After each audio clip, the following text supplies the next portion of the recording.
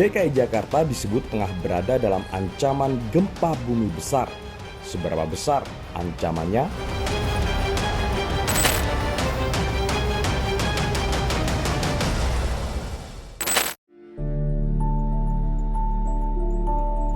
Beberapa pekan terakhir ini, perhatian kita terarah ke Cianjur dan Garut. Dalam rentang 2 pekan, 2 wilayah di Provinsi Jawa Barat itu diguncang gempa dengan kekuatan yang berbeda. Cianjur diguncang gempa dengan kekuatan magnitudo 5,6 dan Garut dengan magnitudo 6,4. Meski kekuatan gempa lebih besar di Garut, dampak kerusakan dan korban justru lebih banyak terjadi di Cianjur. Bagi Indonesia yang berada di wilayah cincin api, gempa adalah bagian dari kehidupan kita. Sebab sejumlah sesar aktif mengepung banyak tempat. Tidak terkecuali sesar Cimandiri yang disebut BMKG sebagai penyebab gempa di Cianjur. Di sekitar sesar Cimandiri terdapat sesar-sesar lainnya, yakni sesar Lembang dan sesar Baribis. Sesar yang disebut terakhir yakni sesar Baribis diprediksi menyimpan kekuatan yang sangat besar hingga dapat memicu gempa besar. Ini bukan omong kosong, melainkan fakta yang berdasarkan penelitian.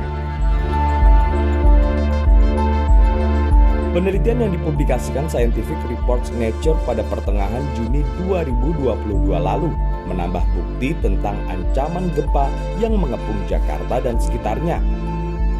Penelitian yang ditulis oleh Guru Besar Fakultas Teknik Pertambangan dan Perminyakan Institut Teknologi Bandung, Sri Widiantoro, dan tim ini menunjukkan bahwa sesar Baribis, tepatnya di jalur patahan di selatan Jakarta, aktif dan menyimpan ancaman besar karena dalam kondisi terkunci.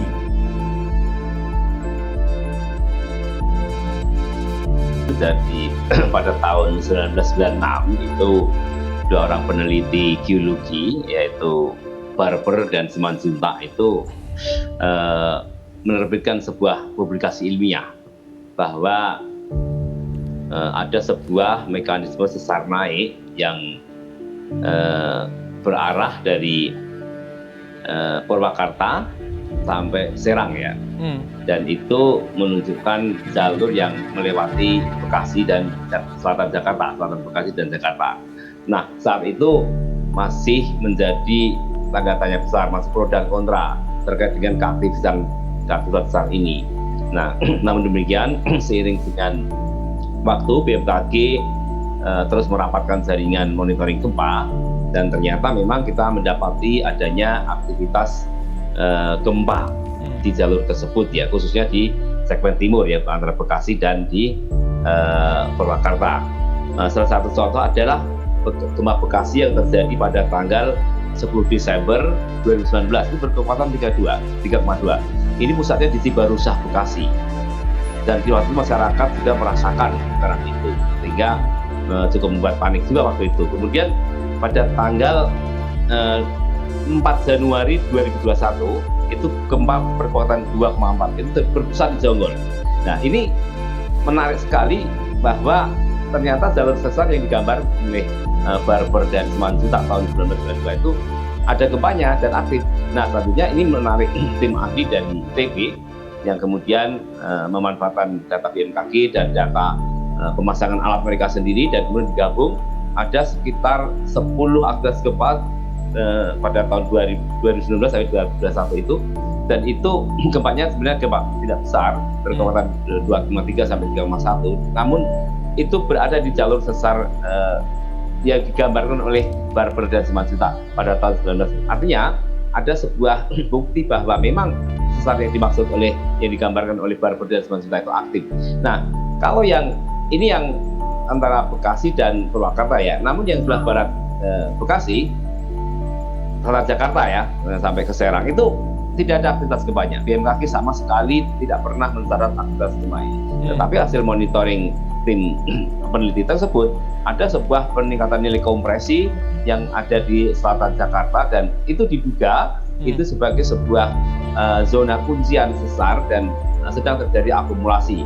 Nah, terkait dengan informasi hasil kajian ini, maka secara geofisika sesar ini terbukti aktif ya. Tetapi seperti apa rincian jalur sesarnya itu kita belum mendapatkan. Dan baru tim ahli geologi saat ini sedang memetakan itu dan kita tunggu hasilnya, sehingga terkait mana-mana yang dilewati jalur sesar itu lebih baik kita menunggu hasil kajian ilmiah terkait dengan yang saat ini sudah ditunjukkan para ahli geologi.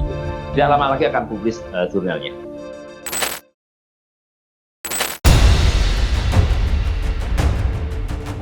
Sejarah mencatat, Jakarta telah berulang kali mengalami gempa bumi kuat yang beberapa diantaranya sangat merusak.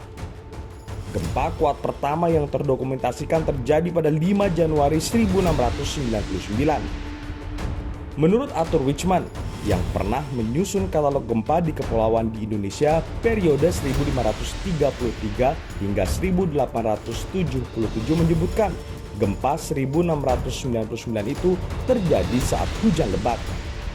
Selain merobohkan banyak bangunan, gempa juga memicu longsor besar di Gunung Gede Pangrango dan Gunung Salak.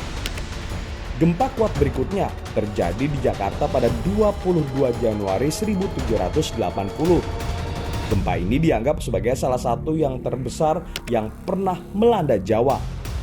Bahkan menurut Wichmann, getaran tanah terasa di seluruh Jawa dan Sumatera bagian Tenggara dengan daerah paling terasa di Jawa Barat. Gempa bumi lain yang juga disebutkan sebagai salah satu gempa bumi terkeras dalam riwayat panjang Jakarta pernah terjadi pada 10 Oktober 1844. Dengan data-data dan kajian geofisika terbaru, semakin jelas wilayah megapolitan Jabodetabek yang dihuni hampir 30 juta jiwa atau sekitar 11% dari penduduk Indonesia ini memiliki kerentanan gempa bumi. Menilik catatan sejarah itu pula, sudah semestinya warga Jakarta dan wilayah sekitarnya bersiap siaga. Bukan menebar ketakutan, tapi mempertebal kewaspadaan.